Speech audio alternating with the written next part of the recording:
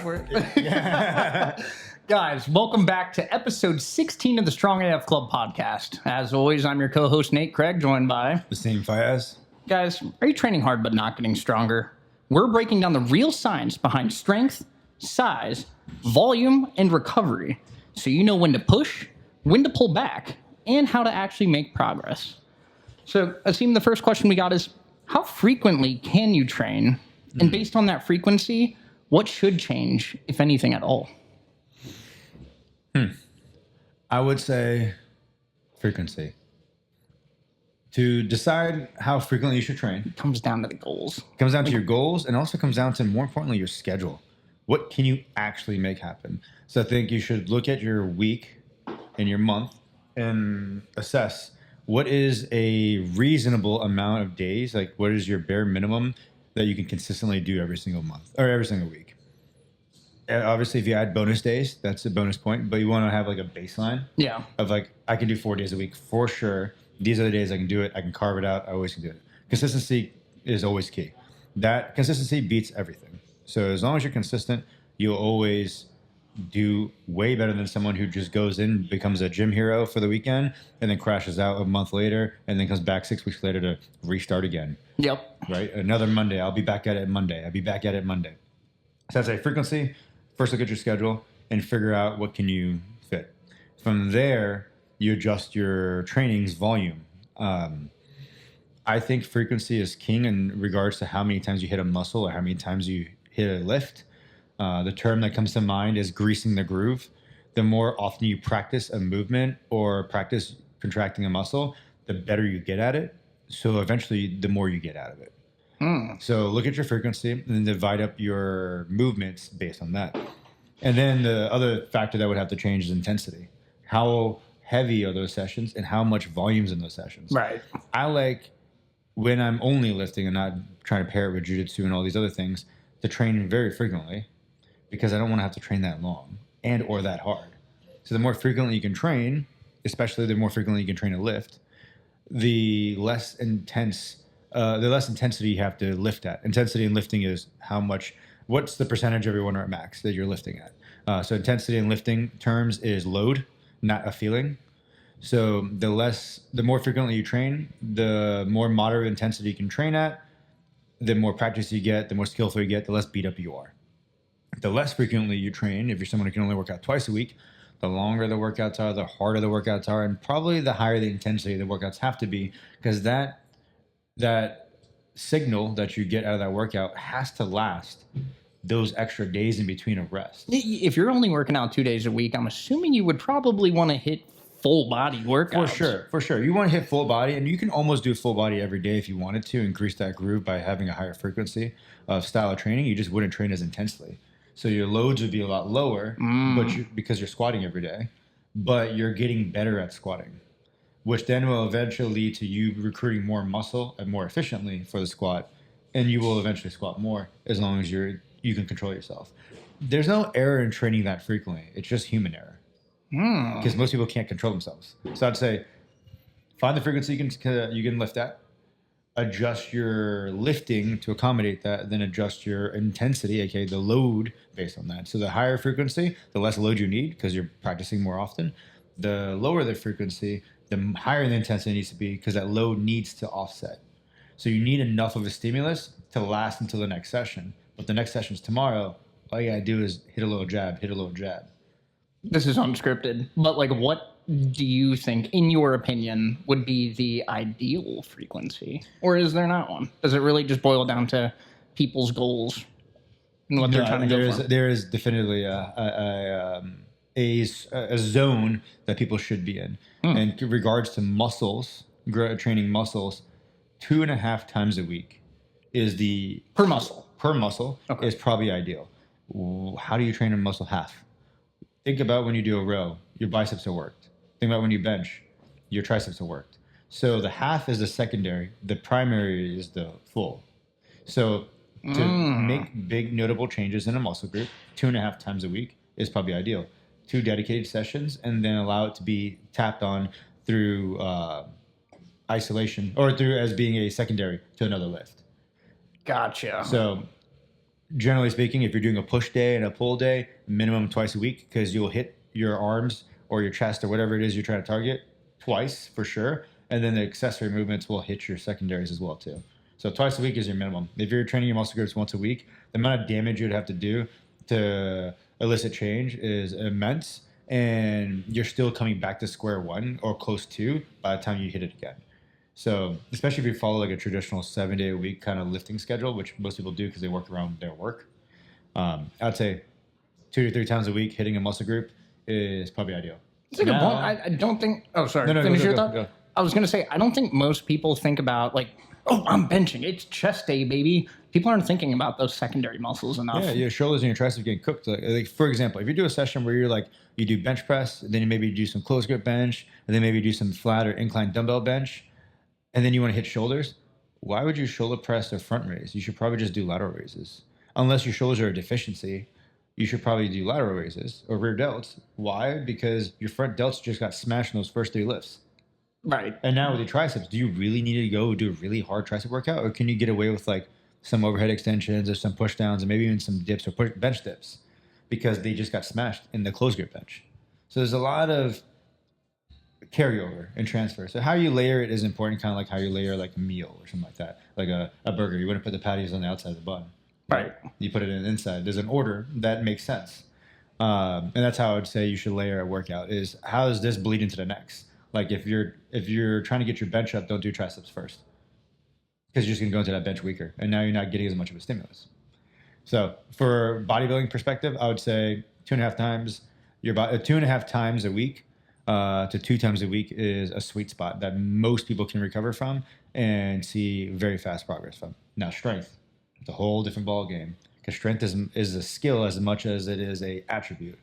So it's an attribute that you develop through neurological adaptation, right? Your body gets better at handling heavier and heavier loads through more efficient movement, bigger muscles, and also more efficiency of contracting. So it can recruit more muscles. An elite level lifter and a novice lifter that is the same size, one of the main differences is one can call upon more muscle fiber to do the same job than the other one because they're just neurologically more efficient. Interesting. So based on that and neurological efficiency, frequency is going to be your king. So a higher frequency of the main lifts is going to be the way you want to go. So if you're trying to get stronger, train the lifts more, especially if you're trying to get stronger in a specific lift, do it often because your first barrier to entry is your skill. Barring size and all those stuff and that you have the requisite muscle mass to do what you want to do, hit the lifts you want to hit. But if you're trying to just get flat out stronger, whatever that means, you need to get skillful too. Yeah, and that is the little fine-tuning techniques that you've shown me with lifting. That skill is huge. Absolutely. People also sleep on that. 100%. I am actually not that strong. I'm just very efficient and move really well. Right. But I became skillful because I was like, well, I'm not going to be bigger than these dudes. So I'm going to become more skillful than these dudes. And that's how I closed the gap. So with that being said, I'd say practicing the lifts often is going to be your best friend because who's going to be better at free throws? The guy who practices once or twice a week or the one who practices 5 days a week? I think we all know the answer to that question. Exactly. Yeah. Hey, question number 2. I freaking love this one. I wish I opened with this one. Pete, you've heard the saying mass moves mass, right? You know what I mean? I think I know where this is Can you build strength without building size? Yes. The analogy I'm going to give you is perfect. This is here. If you're watching, I just put a purple drink can in front of me. I'm not going to give them an advertisement, but I just put an energy drink in front of me, a fixed object size with liquid inside, right? Mm-hmm. The size of the container, like the water bottle, the gallon jug, the shaker bottle, or this, is the muscle size. Okay. How much liquid it's filled with is its strength. You can make a muscle stronger to a point, but at some point, it needs to get bigger to facilitate more water inside. Does that make sense? It does. So, like with this, let's just say cup, for those listening on Spotify or wherever, I have a cup, 2 cups actually. And one of them, they're both the same size. One of them is filled with 1 inch deep of water. One of them is filled with 2 inches deep of water. The 2 inches deeper, by your logic, is a stronger muscle. Absolutely. But again, they're the same size. So can you tell me how that works? If it's the same size muscle, what what builds that strength factor if aesthetically The they're the same? neurological adaptation that I said in that first question, which is your ability to call upon more of that fiber to do the job. So the mind muscle connection. The skill, the more you do something, the better you get it. It's like when you first get on a bike and you wobble around, your body is shaking not because it's weak, it's shaking because it doesn't know how to call upon the right muscles to balance you on a bicycle. Okay. So that's a neurological adaptation. So with the lifting and the size of the bottle, you go through phases where you're spending a dedicated period of time of making the muscle bigger. Then you should probably make that muscle stronger. You can make a muscle bigger without making it stronger, and you can make a muscle stronger without making it bigger. Because one of the other things when it comes to getting bigger is you need calories. You don't grow from nothing. You can't build a house with no bricks or no materials. So you can lift and get stronger, but if you don't eat enough because you train like Tarzan and eat like Jane, then you're not going to grow. So you have to grow, you have to sleep, and you have to stimulate. Whereas for strength, you just got to stimulate and practice. So if I wanted to, let's say, stay my size right now, but get way stronger, Absolutely. it wouldn't be, I would not want to, pretty much I would just up my frequency, it sounds like. Up your frequency, and if it's a skill issue, up your frequency. And if you're trying to get as sports specific as possible of those main lifts. Otherwise, if size is the thing holding you back, which a lot of times for newer lifters it is, then yeah, you got to spend some time getting bigger. But this is why there's weight class sports. I mean, weight classes in weightlifting and powerlifting is if everyone maxed out their size, their strength for their size, then obviously the biggest one would win. Right. So they have caps on these weight classes, and you're essentially trying to just be the strongest you can possibly be in that weight class. But there's reasons why there's 181 lifters who outlift 220 lifters. That 220 lifter should theoretically be stronger. It's not the case, though. A 181 lifter might be a better technical lifter, but also just be a stronger lifter. Put those two together, they're going to outlift a 220 all day. But how much does the 220 really have to work to outdo a 181? Not much. Right. So the size does matter, but it's not the reason you got strong. It's just it's capacity. The size of the muscle means you have more potential for strength, but doesn't mean you have strength. There we go. Okay, that's the way you just said it. That made my brain. Yeah. So size is potential. That doesn't mean you have it. You still have to get strong, but a bigger muscle will contract bigger. But you still got to learn to drive that car. Right. Right. You get a V8 and you put a 4-cylinder next to it. Yeah, of course the V8's theoretically it'd be faster, but if you got a shitty driver behind it, right? I'd say a V6 versus a 4-cylinder would probably be a better comparison because if you fuck up in a V8 against a 4-cylinder, I don't know. Then stop listening to this podcast. Yeah. Awesome. Well, you kind of answered this next one. Is size necessary for strength? Sounds like no. No to a point. Okay. With a little asterisk at the end. Elaborate. Meaning, you will have to, you will get as strong as you possibly can to a point where you start stalling out and you can't get any stronger until you get bigger. The other time where size has to happen for you to get stronger is if you haven't filled out your leverages and you're very lanky.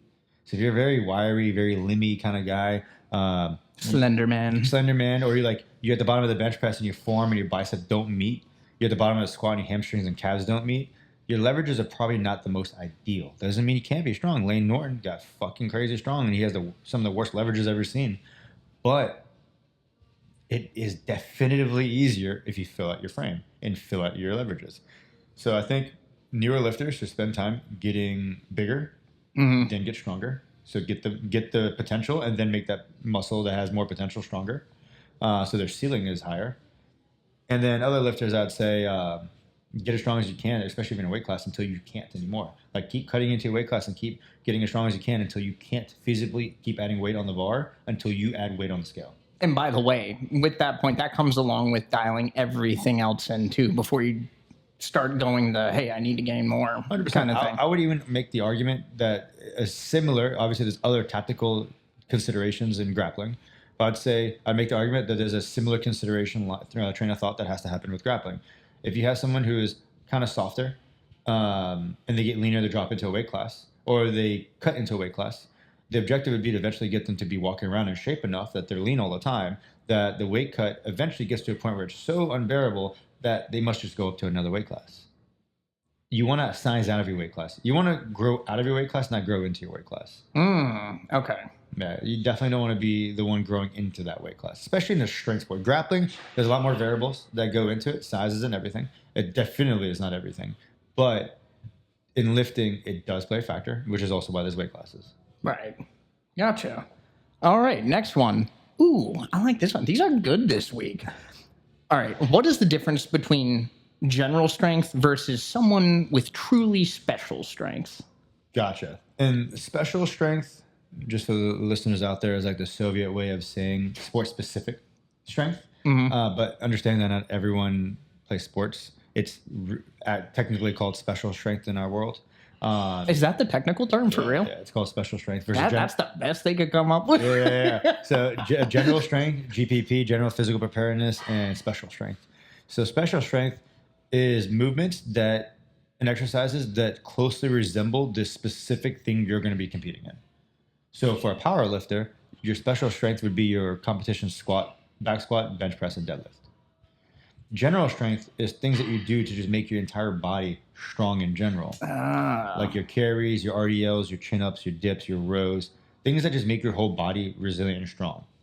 Most people should be doing general strength all the time, which doesn't look sexy because it looks like most barbell lifts that everyone goes against. But if you don't have a strong foundation of strength, it's going to be hard to build all the other attributes. Because who is in that? I'm going to kind of go into a mythology thing for a quick second. Bear with me. Excuse me. The mother of all titans. What's her name? Mother of all titans? Is Gaia, something like that? That sounds right. I don't know. We're going to go with Gaia. Gaia. I don't know. I just watched Blood of Zeus, so it's like kind of fresh in my head. But I would say out of all of the attributes, strength is the mother of all attributes. It's the one that feeds all of them. So if you think about it all of them come from strength. Strength can single-handedly boost all those attributes. Getting faster will not boost your strength.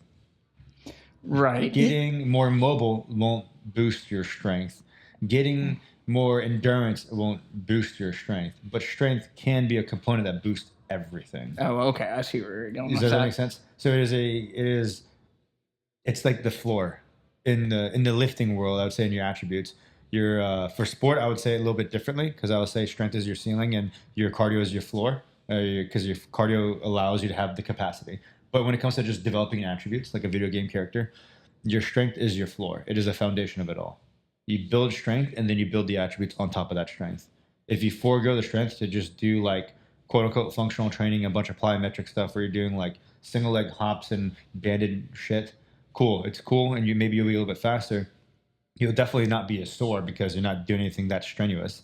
And you're going to be more fresh for training because you're not beating yourself in the weight room or in the training room. But is the point of training to not be sore and to be recovered? No. The point of training is to stimulate. You want to be recovered in the competition, not in the training room. No one gives a fuck what happens in the training room. Yeah. That's where you go develop attributes. It's like if a lifter wanted to develop strength, would they just try not to ever be sore? No. You have to go and train. You have to break down the body to build it back better. Before this escapes my brain, so I asked this question, like, what is general strength versus someone truly special? It sounds like special strength is, in my brain, I immediately started thinking of functional training because special strength... Explain the definition one more time? Yes. So, which one? The functional? No, special strength. Sport-specific strength. And so functional training, if I'm, let's say, a power lifter... If you listen to episode whatever... It was like 2 or 3 ago, 13 or something. Yeah, it was an earlier one. Yeah. They're kind of the same thing in my brain a little bit. Exactly. So special would be literally only very, very closely resembling the main. For like a shot putter, it would be literally throwing your shot put. It would be the micro of functional training? Yes. It would be the icing on the cake. It'd be the icing on the cake. It's what you would do at the end of a cycle before a comp or at the end of a test or something like that to get you ready to then display what you can do and what you developed. So special training or special strength would be very sport specific. General strength is the things that make you generally strong. No one gets tested on a sled drag, sled pull, or a farmer walk, but that builds general strength. It just makes your body generally stronger to just do more work. That's what general training is. It just generally makes your body more prepared to do more shit. Then you have special training, which is the things that are more closely related to your specific sport. Example, I just had one of the coaches from a local gym in here earlier, and we were discussing his athletes, and I was giving him a rundown of, we did a post-fight review, and we talked about the athlete, how they did, and then we created a game plan going into September of what phases we're going to go through between now and then how we're going to do it. And one of the things I told him, because this is an MMA athlete, and my forte is grapplers, is generally speaking with grapplers, I will spend longer periods of time working with them in isometric, in muscular endurance and cardio than I will in explosiveness, unless the athlete truly is deficient there.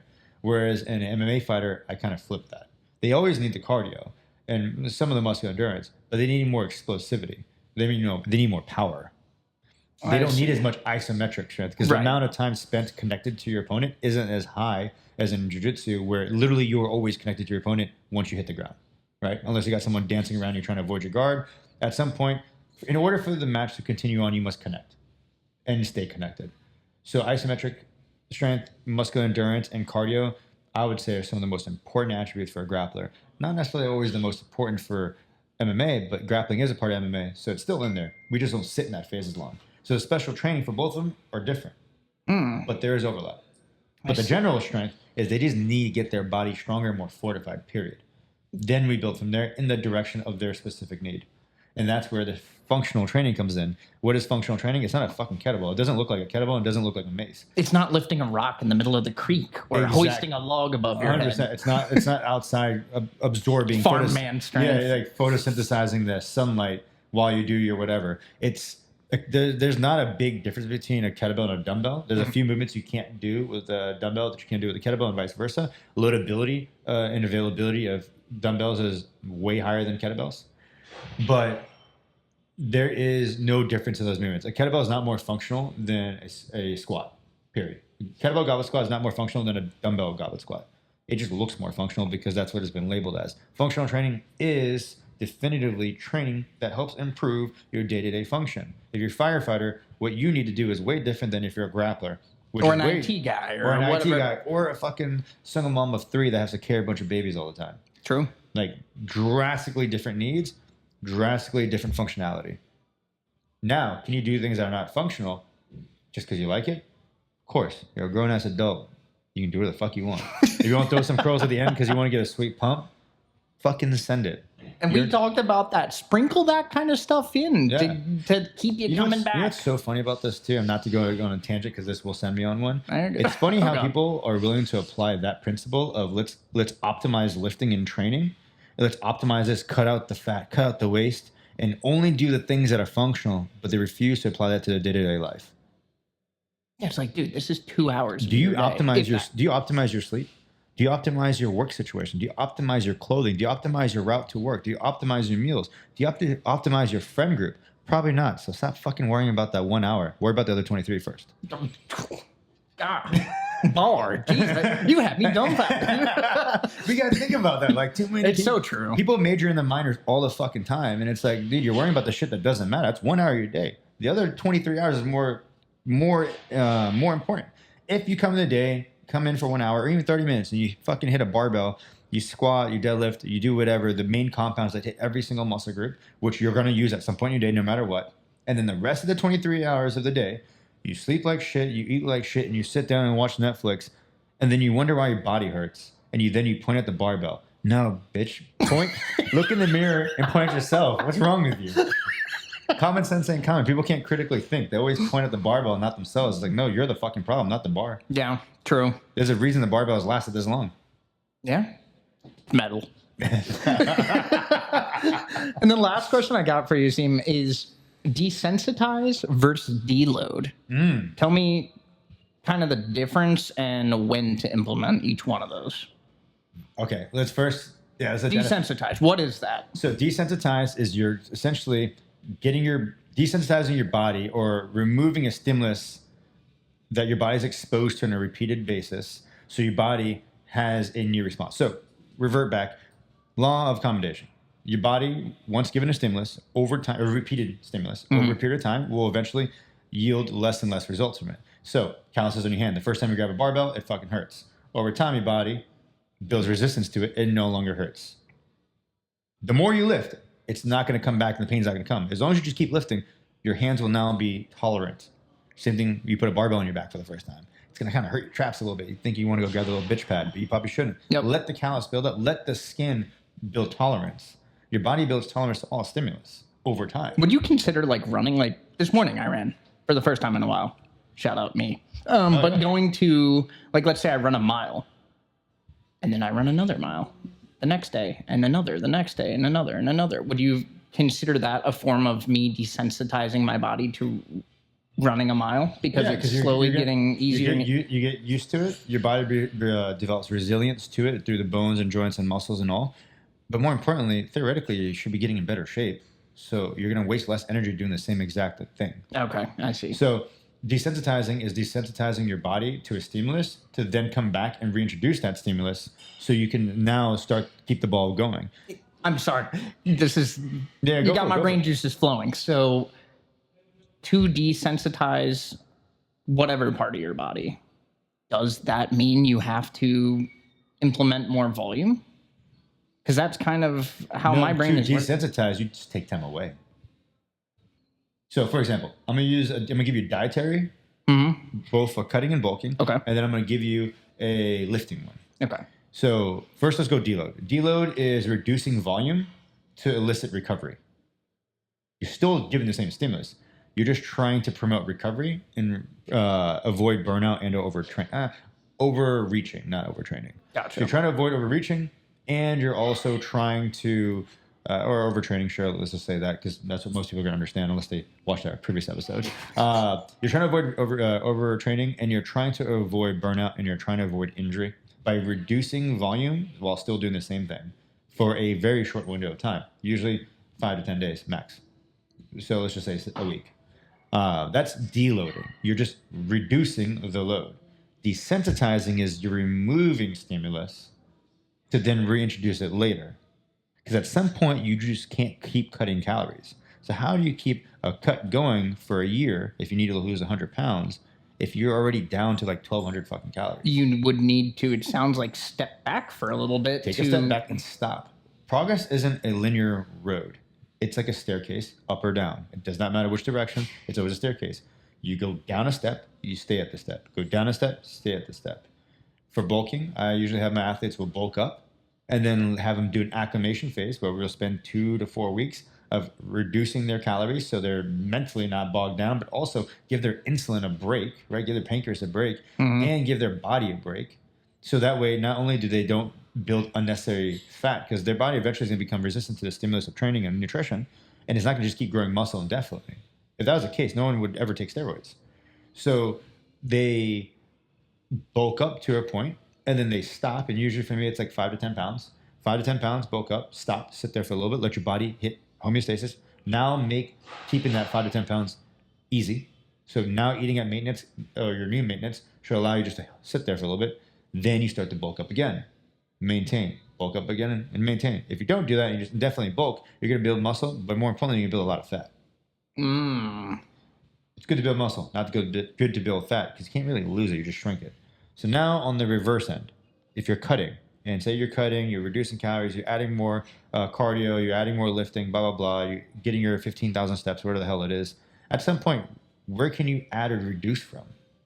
At what point are you going to get to a point where you can't reduce any more calories, can't add any more activity because you already fucking capped out for the week? At that point, and you're stalling now, you should probably take a step back, eat a little bit more food for a period of time. 1 to 2 weeks. I had a guy last year lost like 87 pounds. I told him to eat whatever he wants for 2 weeks. He just stopped. He stalled for a month straight. We did everything. Nutrition was good. Sleep was good. Lifting was good. Everything was good. We made sure all the other boxes were checked first. Yeah. And then we're like, okay, you hit a wall. Eat whatever you want for the next 2 weeks. I'll see you in 2 weeks. Is that, and on that note, like, don't go crazy. Don't be irresponsible. Right. Yeah. Right. Of course. But that 2 week duration that you picked, why 2 weeks? Was that for him specifically, or is that it was him because of how? Yeah, it's around like 1 to 2 weeks, sometimes 3 for some people, and some people psychologically a month. And the psychological part you can't You can't discount that. You have to consider that. Right. But physically, it's like 2 weeks ish. I don't know if there's a science number out there. I'm sure there is. But what I'm seeing is that 2 week barrier usually gets people through the mental and physical burnout, and then you start back up. But the key is don't fuck yourself over by just eating whatever the hell you want. That initial weight gain is going to mostly just be water and glycogen because you're probably lower carb. So now when you put the carbs back in, carbohydrate, if your carb molecule is paired with a water molecule, add carbs back in, you add water back in. Carbohydrate. Yes. Oh my God. Yeah. I'm 32 years old and I just, good God. Yeah, think about it. Like when we were doing weight cuts for our athletes and so whatnot, like we just had a guy cut an insane amount of weight, did an MMA fight, and broke the dude's arm. Yeah. But we heavily manipulated water for the last 10 days. And he didn't really have to cut food. We cut carbs at some point, kept his protein and everything up so he's full and energized. But we started cutting a little bit of the carbs while we were cutting the water or while we were flooding with the water to trigger a response. I don't give away our weight cutting secret because 13 years we never missed a weight cut for an athlete. It's crazy. We've never missed one, regardless of sport too, which is cool. But we got that shit down to a science. The good news is we have a good enough team of athletes who have competed in different weight classes across different sports that we all kind of put our heads together and made something. We refine it every single cut. We revisit and try to make it better. So it just keeps getting better because we take client input, etc. But yeah, I think what was the original question? Pretty much desensitizing versus deloading, yes. When to implement Yeah, so them. deloading is just reducing load for a period of time to then allow for recovery to then go into either a taper, peak, or a new phase. Desensitizing is removing stimulus so that way you can, and resensitizing your body so then you can reintroduce a stimulus to now get the ball going again. So for someone cutting, or someone bulking, you're eating all these carbs, you're bulking up, putting your insulin to overdrive. Before you become a pre-diabetic, you should probably take a break, let your insulin recover, and then build back up. And then that way your body's more responsive because insulin is very anabolic. And if you blunt that response by just constantly barraging your body with more and more calories that it needs to release insulin to help digest, then eventually your body's going to stop doing that over time. It's like a sponge. You keep squeezing it, eventually it'll get dry, right? Yeah. That is not something you want to get dry because now you're just getting fat. And then you become pre-diabetic, and now you got problems. So I would say for bulking, you need to take time, especially for bulking, you need to take time. And for cutting, you need to increase those calories moments in time, just allow your body to refeed, get refueled, but also psychologically and physically for your body to reach a baseline and then go back down. For lifting, especially if you're someone who is lifting all year round and you're limited on exercise selection and or equipment. So you can't really just change variation to then elicit a response, a new sensitivity. Mm-hmm. Desensitizing. Literally, like take a week or two off from lifting.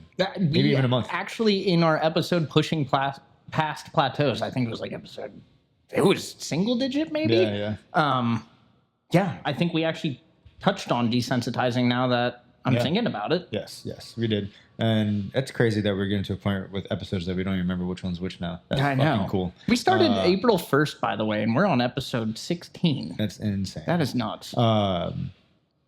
Yeah, dude. So, I would say for desensitizing, you're essentially just trying to remove stimulus and then bring it back in. So it could be time off from lifting, time off from bulking, time off from cutting, or just completely new training modal, and then come back to it. Like right now, I'm desensitizing myself to the barbell, doing other movements that are a little bit more fun, mentally break, physical break, especially while I'm ramping up jiu-jitsu volume, and then I'll reintroduce the barbell back in, and my body should be pretty primed and ready to respond fast to it. Very nice. Well, hey, I think that's a good stopping point for us right now. Guys, thanks as always for listening. Remember to like, comment, and subscribe, and we'll see you on the next one. Thank you. See you guys.